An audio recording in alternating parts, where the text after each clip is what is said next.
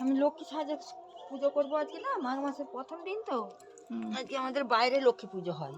আগের দিনে সন্ধেবেলায় হতো, এখন আর ব্রাহ্মণরা সন্ধে করে না, ওই সন্ধ্যার আগেটাতেই সেরে দিয়ে চলে যায়।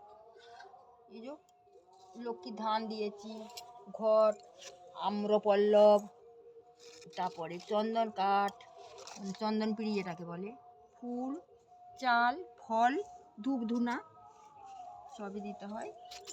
এটা ধুনোর জায়গা, তাই তো? এটাতে ধুনো দেওয়া হয়।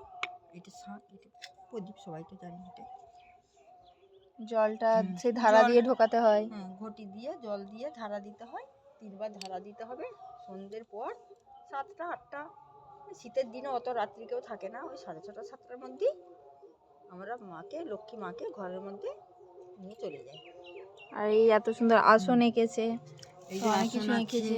এই যে পেঁচা আছে, হ্যাঁ, পেঁচা আছে, ফুল আছে, এদিকে আছে মই, কুলো, এইদিকে মই, চালুনি। কুলো, শাঁখ, কুলো, চালুনি, শাঁখ, লাঙ্গল, জুয়াল সব আঁকতে হয়। আর এইটা কি জিনিস? কই? ওই যে হাতে এটা দাঁড়া এটা একবার। কৌশ।